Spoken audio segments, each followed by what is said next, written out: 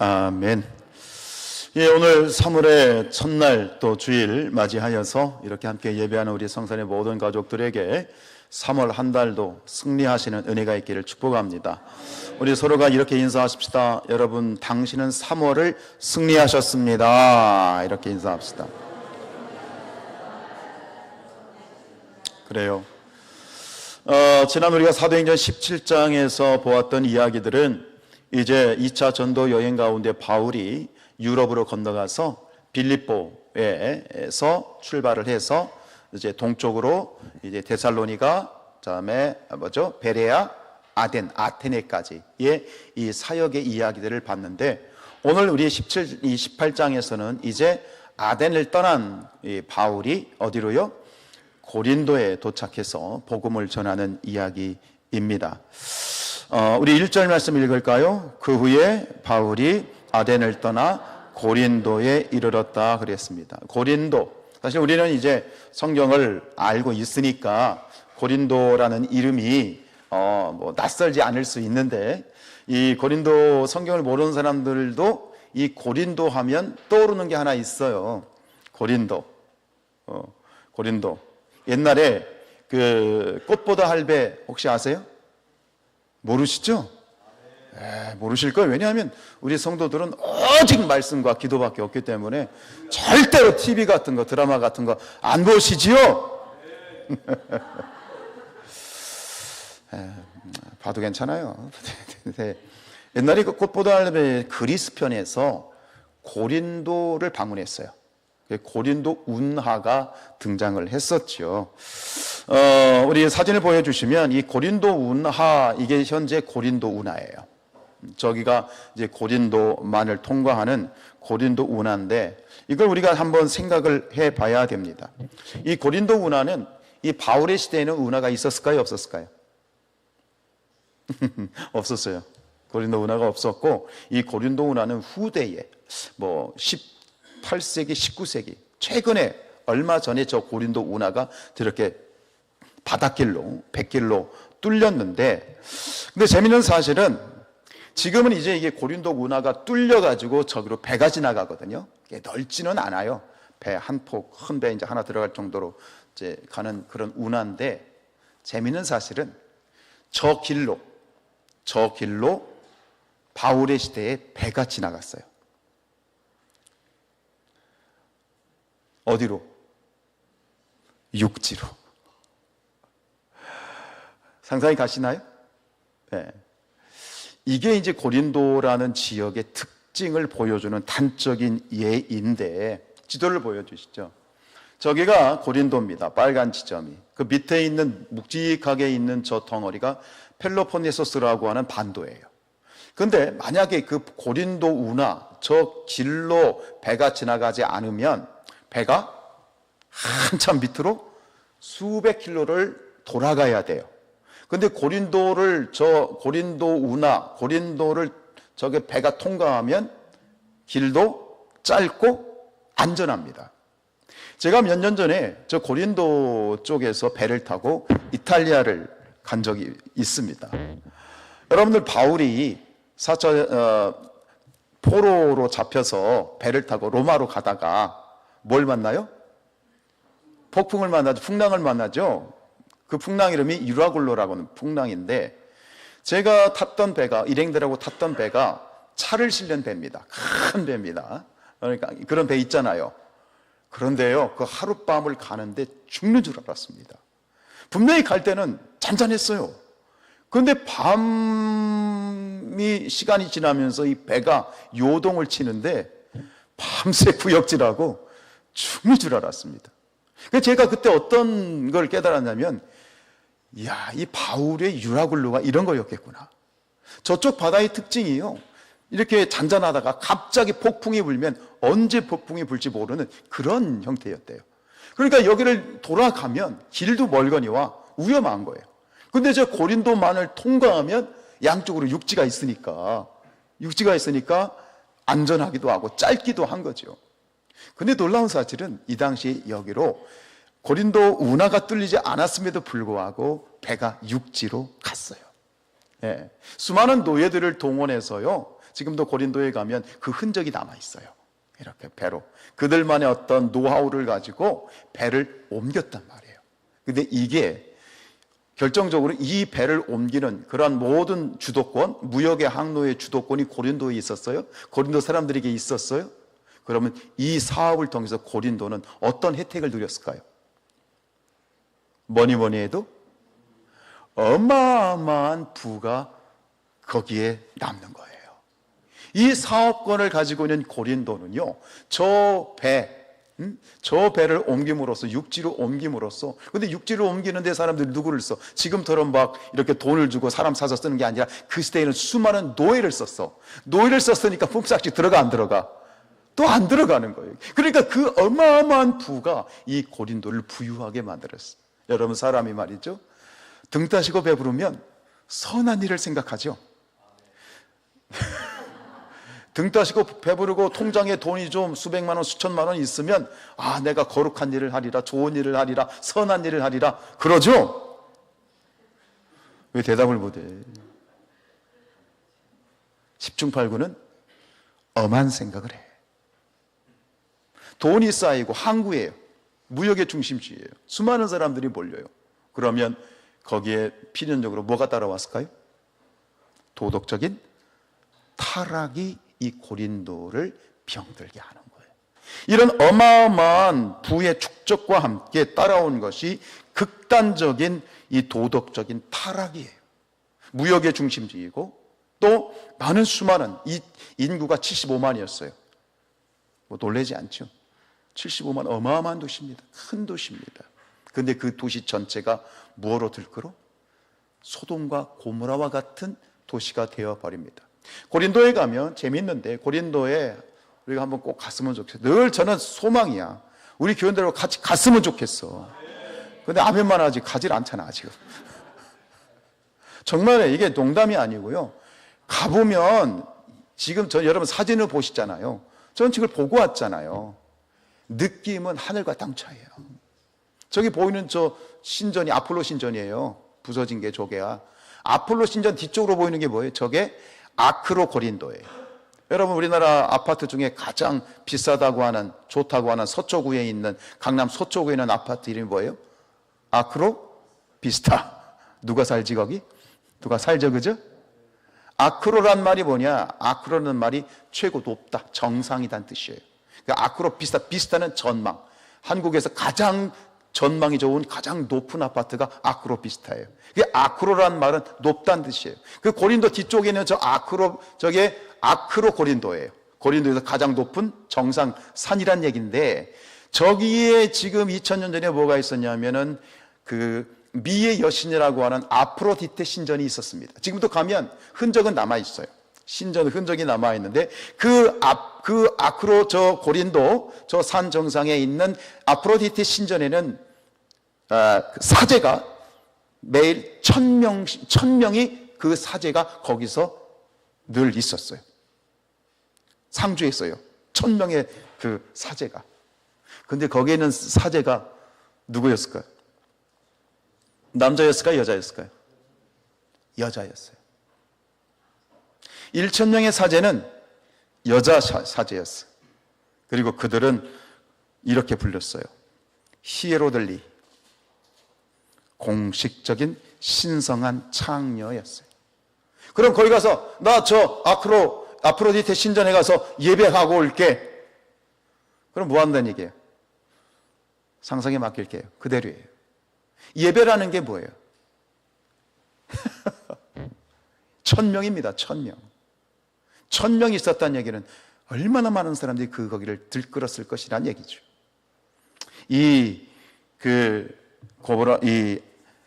고린도, 여기는 소돔과 고모라였어. 그래서 당시 그 헬라 세계에서는 이 고린도가 그런 도시였는데, 그래서 고린도 사람처럼 행동한다라는 말은 무슨 뜻이냐면 저 사람 음란하다라는 뜻이고, 그리고 고린도 친구들 혹은 고린도 아가씨 하면 뭐를 의미한다? 매춘부를 의미할 정도로 아주 음란한 도시였어요.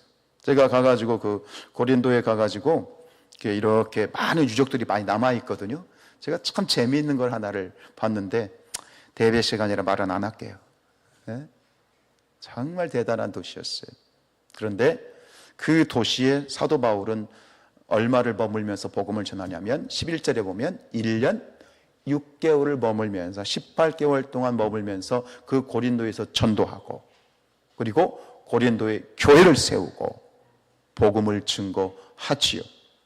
저 험한 도시인데 왜 18개월 동안 그곳에 머물렀을까요? 그곳이 이처럼 도덕적으로 타락하고 또 여러 가지로 참 험한 도시이지만 그곳은 전략적인 요충지였어요. 전략적인 요충지.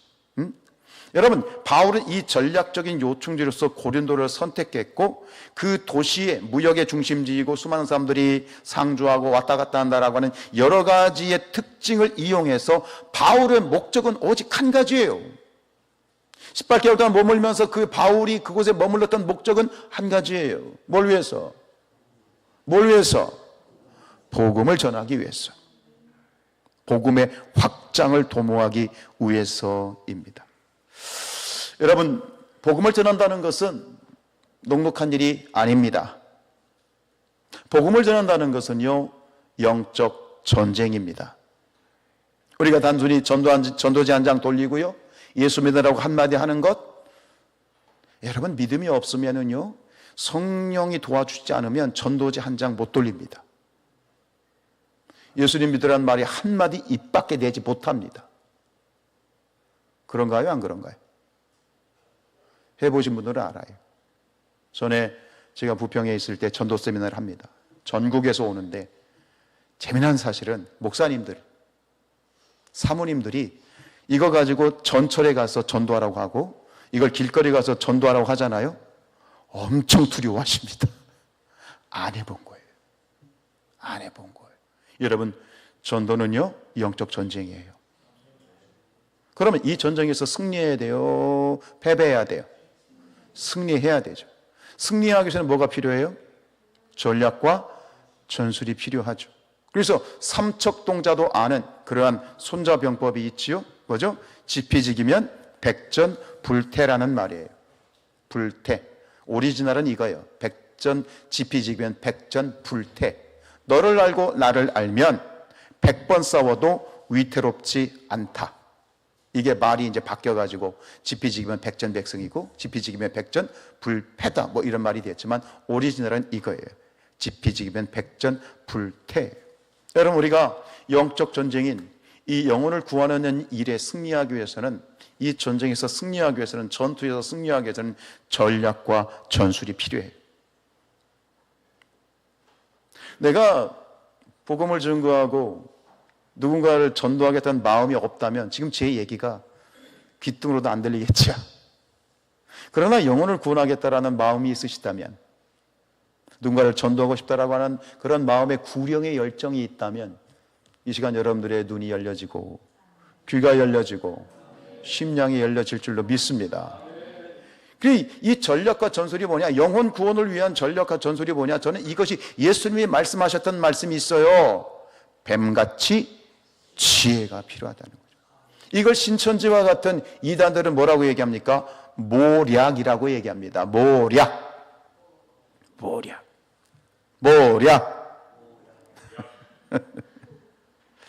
여러분, 우리가 기도해야 됩니다. 하나님, 우리가 영혼을 구원하고 복음을 전하기 원하는데 뱀같은 지혜, 모략을 주시옵소서. 지난 목요일 날 우리 둔산 성광교회 우리 감독님 교회에서 전도 세미나가 있었어요. 우리 성도들 많이 참여를 하셨는데, 그날 오셨던 분이 이제 그 부평에 있는 부광교회 전 중부연의 감독을 역임하셨던 김상현 목사님하고 서울 성북구에 있는 하늘이음교회라고 하는 교회를 담임하고 있는 이상일 목사님이 오셨는데, 그 두 분이 제가 익산의 영생교회에서 같이 셋이 사역했던 멤버들이에요. 그래서 김상현 목사님은 제가 이 목회하면서 전도와 영혼 구원에 대한 DNA를 심어주신 분이에요. 그리고 익산에서 한 3년인가 4년, 그리고 부평에서 8년, 한 10년 이상을 함께 사역했던 그 멤버들이 함께 또 오랜만에 모여서 이렇게 있으니까 우리 감독님 방에서 이렇게 대화를 하는데 너무 좋더라고요. 마음이 새롭더라고요. 근데 강의를 들으면서 많이 회개를 했어요. 많이 도전도 받고. 그런데 여러분들 들으셨을 거예요. 우리 가신 분들은 그 하늘이음 교회 이상열 목사님 교회에서 전무후무한 세계에서 유일한 전도를 하고 계시더라고요. 일명 무슨 전도? 네? 당근 마켓 전도. 여러분 당근 하세요? 아, 당근을 모르시는구나. 역시 말씀과 기도밖에 몰라. 당근 절대 안 해, 그지? 당근. 요즘 당근으로 사람 찾고 당근으로 굉장히 많이 활용하더라고. 근데 그 교회에서 당근 전도를 해, 당근 전도. 어떻게 하냐면 2인 1조가 돼가지고요. 그 당근에다가, 이 당근이라고 하는 게 이 지역의 하나의 울타리가 되잖아요. 그래가지고, 또 그 교회의 주변에는 대학들이 좀 있어요. 성신여대, 성균관대, 또 국민대, 이런 대학들이 주변에 포진되어 있거든요. 그러니까 그런 젊은 사람들을 좀 대상으로 해가지고 그런 물품들을 올려서 누군가 구매를 하겠다고 오면 그네들을 어디로 데려가? 교회 밖에서는 절대 안 준대. 교회에서 준대, 교회에서. 교회 카페로 이렇게 안내를 해서 이제 그 올린 물건을 주는 거죠. 근데 금방 주지도 않아. 기다리라고, 잠깐 앉아서 기다리라고, 물건 가져오겠다고. 그래가지고 그 5분 내지 10분 사이에 대화를 하고 또 이렇게 전도를 하는 그런 전도를 하고 있는 거예요. 어때요? 아, 기막히지 않아요? 근데 저는 그 얘기를 듣는데 한편으로 찔리면서도 한편으로 도전이 되는 거야. 야, 우리 교회도 할 수 있지 않을까? 아멘 소리가 안 들리네. 할 수 있을까 없을까? 도전 드리고 싶어요. 어쨌든 간에 여러분들, 우리에게 뭐가 필요하느냐? 이 영적 전쟁에서 승리하기 위해서는 전략과 전술이 필요하고 지혜가 필요하고 안 하겠다라도 아멘 하면 할 사람이 생길 줄로 믿습니다. 예? 하기 싫다고 아멘 안 하는 거예요?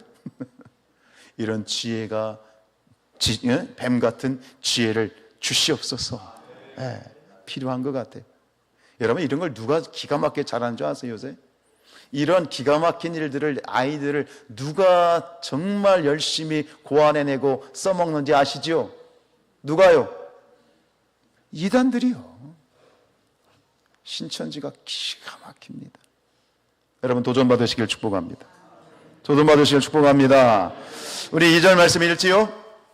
아굴라라는 본도에서 난 유대인 한 사람을 만나니 글라우디오가 모든 유대인을 명하여 로마에서 떠나라 한 거로 그가 그 아내 브리스길라와 함께 이달리아로부터 새로 온지라 바울이 그들에게 가면. 여기 이달리아가 어딜까요? 이게 이탈리아입니다. 이탈리아, 로마 이탈리아인데, 여러분, 우리가 복음을 전하기 위해서는 이 영적 전쟁이라고 말씀드렸고, 이 영적 전쟁을 위해서는 뭐가 필요하다? 전략과 전술이 필요하다. 그러면 누군가 저에게 이렇게 물어볼 수 있어요. 목사님, 복음을 전하기 위한 가장 좋은 전략과 전술은 무엇입니까? 한번 소개해 주십시오 라고 저에게 질문한다면 저는 정말 즉시로 이렇게 대답하고 싶어요. 가장 중요한 최고의 전략과 전술은 뭐냐? 바로 여러분 자신이에요. 사람이에요. 어떤 방법보다 더 중요한 게 뭐냐면, 정말 중요한 게 뭐냐면 우리 자신들이에요. 여러분, 우리가 무기인 줄로 믿습니다. 우리가 무기인데요, 그 동역자들이에요. 사람들이에요. 오늘 바울을 보십시오. 바울을 보십시오. 그리고 하나님께서는 이 바울에게 새로운 동역자들을 붙여주십니다. 부부지요. 남편은 아굴라고, 부인은 브리스길라입니다. 성경에 브리스길라라고 나오기도 하고 브리스가라고도 나오는데 원래 이름은 브리스가예요. 브리스길라는 애칭이라고 합니다. 어쨌든 간 여기서 이 아굴라는 어떤 사람이냐? 그 출신이 어디죠?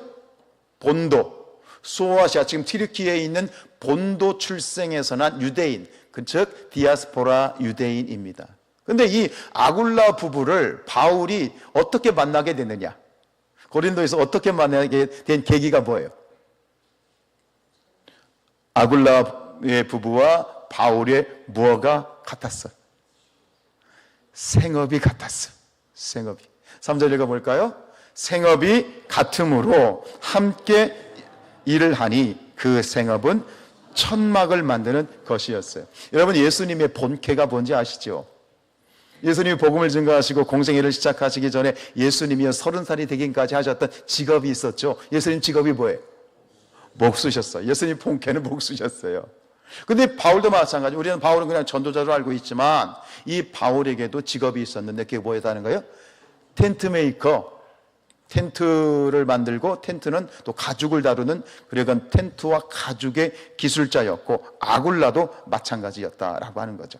근데 우리가 텐트 하면 여기서 우리는 캠핑용 텐트를 생각하는데 그때 뭐 캠핑이 있었을까요? 그런 텐트를 말하는 것이 아니라 여기서 말하는 텐트는요, 군인 숙소용 텐트였어요. 당시에는 로마 제국에는, 당시 헬라를 지배했던 로마 제국 안에는 어마어마한 그 로마의 군대들이 주둔을 하고 있었고, 그들을 위한 이 소비가 필요했고, 수요가 있었고, 그래서 이 천막을 만드는 일은 매우 유명한 사업이었다고 합니다. 그런데 그 다음 이야기하는 거는 지금 그들이 고린도에서 만났어요. 이 브리스가는 원래 유대인이 아니고 로마인인데 로마의 귀족 출신 여자입니다. 로마 시민권을 가진 사람이에요. 로마에 살던 사람이에요. 근데 그들이 아굴라와 브리스길라가 왜 지금 고린도로 왔고, 고린도에서 어떻게 해서 지금 같은 생업 때문에 이제 바울을 만났는데 오게 된 이유가 뭐냐 말이죠.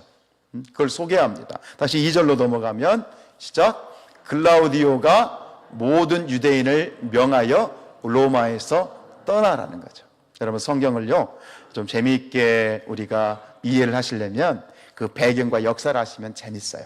이게 무슨 얘기냐면, 글라우디오는 로마의 4대 황제예요. 글라우디우스 황제예요.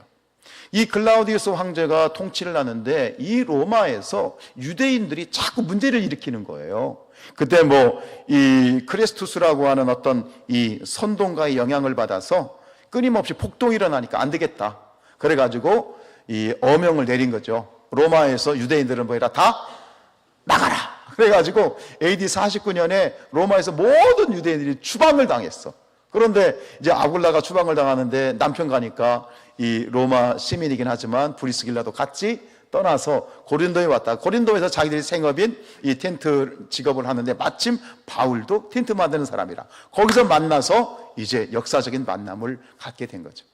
아무래도 이 학자들은 얘기하기를 아굴라와 브리스길라는 이미 로마에서 살 때부터 그들은 예수를 믿고 있었다라고 얘기를 해요. 그래서 예수를 믿고 바울도 또 복음을 전하는 자로서 거기서 함께 이제 동역을 하게 되어지죠. 우리 4절 말씀 읽을까요? 안식일마다 바울이 회당에서 강론하고 유대인과 헬라인을 권면하니라. 바울은 기본적으로 자비량 선교사였어요. 본인이 어떤 특별한 헌금이 없으면 또 직업을 가지고 돈을 벌어서 선교하고, 평일에는 나가서 텐트를 만들고, 그리고 안식일에는 또 복음을 전하는 그런 일들을 했죠. 전 여기서 이제 말씀을 묵상하면서 우리 3절 한 번 말씀을 볼까요? 3절 다시 보여주세요. 3절로 넘어가면 3절로 넘어가면 다시 뭐죠? 생업이 같은데 그들이 뭐 하기까지 했다? 함께 살았다. 이 아굴라와 브리스길라는 바울의 정말 멋진 동역자가 됩니다. 근데 우리는 보통 동역자 그러면 어떤 생각을 하냐면, 우리 같이 예를 들어 찬양단을 하는 동역자, 그지? 혹은 어떤 일을 하는 동역자, 그런 어떤 같이 일을 하는, 사역을 하는 동역자의 개념만 우리는 생각하게 되는데, 바울과 아굴라는 사역의 동역자이면서 그보다 먼저 그들은 인생의 동역자였다. 삶의 동역자였다. 반드시 직업만 같은 것이 아니라 같이 뭐 했다고요? 살았다는 거예요. 전 여기서 도전받고 은혜가 되었어요. 바울에게 붙여주시는 아굴라 부부는 단순한 사역의 동역자뿐만 아니라 삶과 사역의 동역자였다라고 하는 거예요. 그래서 이제 성경에 보면 이제 고린도에서 바울이 에베소로 떠나거든요. 근데 그 에베소로 떠날 때 아굴라와 브리스길라도 같이 갑니다. 같이 에베소에 가가지고 거기서 지점을 냈다가 어떻게 되냐면, 아굴라와 브리스길라가 원래 어디 살았다고요? 그 부부가? 로마로 돌아가요. 로마에서 추방됐는데 어떻게 로마로 들어가? 예, 클라우디우스 황제가 죽었어. 당시에는 왕이 죽으면 왕이 내렸던 모든 어명이 취소되는 거야. 그 얘기를 듣고 로마로 돌아가게 되어지는데, 이 바울에게 있어서 아굴라와 브리스길라 부부는 마음에 늘 사무치는 애틋한 동역자였던 거예요. 단순히 사역만을 함께 했던 존재가 아니라 삶을 동역했던, 같이 삶을 나누었던, 마치 전쟁터에서 생사고락을 했던 이 두 부부는 단순히 동역자가 아니라, 저는 묵상 가운데 어떤 단어가 생각나냐면 동지가 생각이 났어요. 동지. 총알이 빗발치는 전쟁터에서, 어떤 위험 속에서 정말 같이 목숨을 걸고 싸웠던 믿음의 동지. 저는 말씀을 묵상하면서 오늘 우리 사랑하는 성산의 성도들에게 도전을 드리고 싶어요. 여러분, 우리가 우리 성산교회 안에 모여서 함께 예배하고 있는데, 함께 여러분 오늘 모여가지고 이 한 시간 예배 드리고, 또 어떤 분들은 식사를 하시고 가기도 하고 그냥 돌아가신 분들도 있겠죠. 우리가 모였다 흩어지는, 그냥 나는 성산교회 다니는 교인이야 라고 하는 그런 하나의 교인, 성도의 모임, 이것도 감사하지만 여기서 한 걸음 더 나아가서 동역자들이 되시길 축복합니다. 함께 하나님의 나라를 위해서 고민하고 같이 머리를 맞대고, 어떻게 하면 교회를 부흥시킬까? 어떻게 하면 전도를 할 수 있을까? 어떻게 하면 하나님이 기뻐하는 일을 할 수 있을까? 이 바울이 고민했던 그 고린도에서 18개월 동안 머물면서 골똘히 집중했던 그 목적처럼, 우리가 함께 하나님의 나라와 복음의 사역을 위해서, 영혼 구원을 위해서 함께 머리를 맞대고 고민하며 함께 사역하는 동역자로 발전할 수 있기를 원합니다. 그런데 여기에 멈추지 않고 저는 하나를 더 도전드리고 싶습니다. 동역자가 아니라 동지가 되어 주십시오. 동지. 전쟁터의 동지. 저는 전쟁을 경험한 사람은 아니지만 전 동지란 그렇게 생각합니다. 동지란 어떤 사람이냐? 네가 죽으면 나도 죽고, 네가 살면 나도 살고, 네가 있기 때문에 나도 지금 이렇게 존재할 수 있다라고 하는 그러한 생명의 연합, 생명의 공동체성을 이룬 것이 동지 아니겠는가? 단순히 와서 모여서 예배드리고 끝나는 것이 아니라, 오늘 아굴라 부부와 바울이 그랬던 것을 함께 살았어요. 삶의 동역자였어요. 삶을 나눴어요. 삶과 사역을 함께 나눴던 이 모습이 바로 믿음의 동지가 아니겠는가? 그래서요, 바울은 이 부부에 대한 애틋함이 있어요. 그게 어디에 나오냐면 로마서 마지막 16장 3절에 나와요. 같이 읽어볼까요? 너희는 그리스도 예수 안에서 나의 동역자들인 브리스길라와 아굴라에게 문안하라 그래요. 이 로마서 16장에 보면은 1절부터 이름이 계속 나와요. 이 16장은 제게 좀 특별한 거는, 제가 대학원 논문의 그 본문이 이거였어요.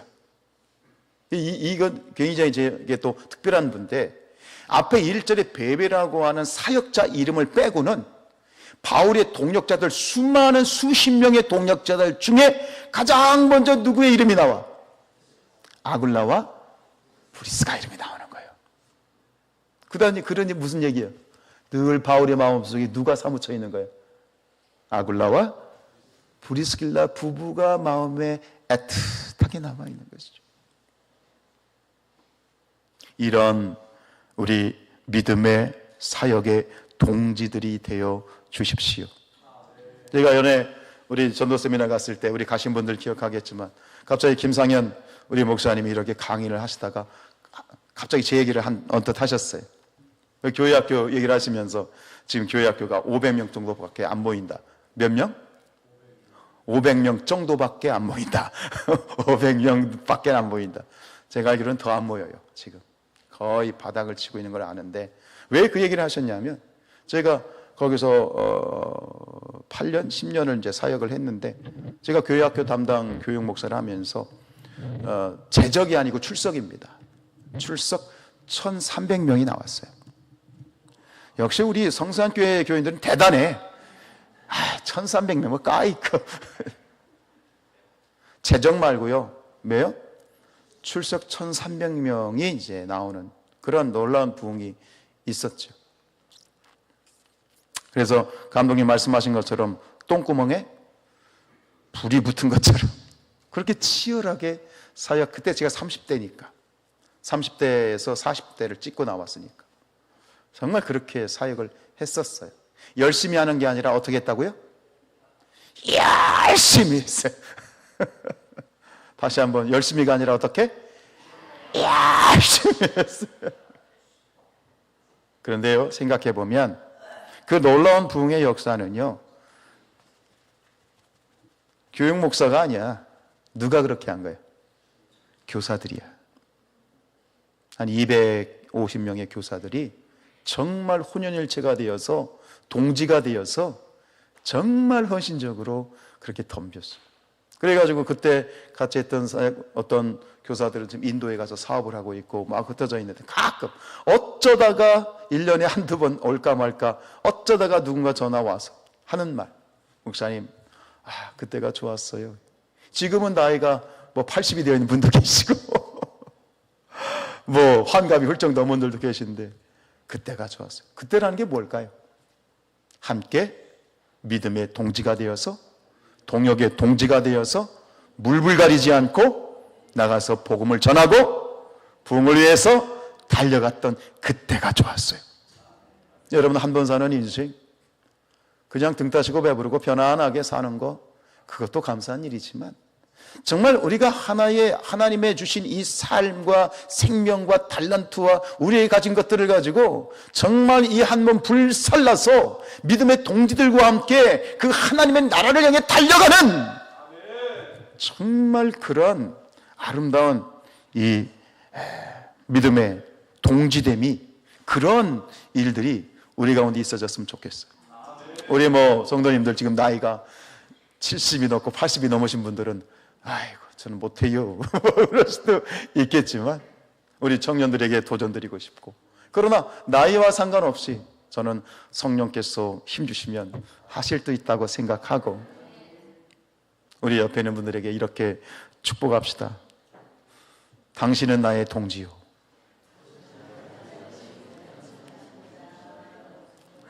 이렇게 불러봅시다. 동지. 우리 고린도전서 3장 9절입니다. 시작. 우리는 하나님의 동역자들이요 너희는 하나님의 밭이요 하나님의 집이라. 여러분, 하나님의 집을 세워가는, 하나님의 밭을 경작하는 우리 모두가 정말 사역뿐만 아니라 삶과 사역을 함께 공유하고 함께 동역하는 아름다운 동지된 성산교회가 될 수 있기를, 그래서 하나님이 꿈꾸시고 원하시는, 우리에게 주시고 싶어하는 놀라운 부흥을 읽어가는 우리가 될 수 있기를 주님의 이름으로 축복합니다. 우리 다 함께 일어나서 찬양합시다.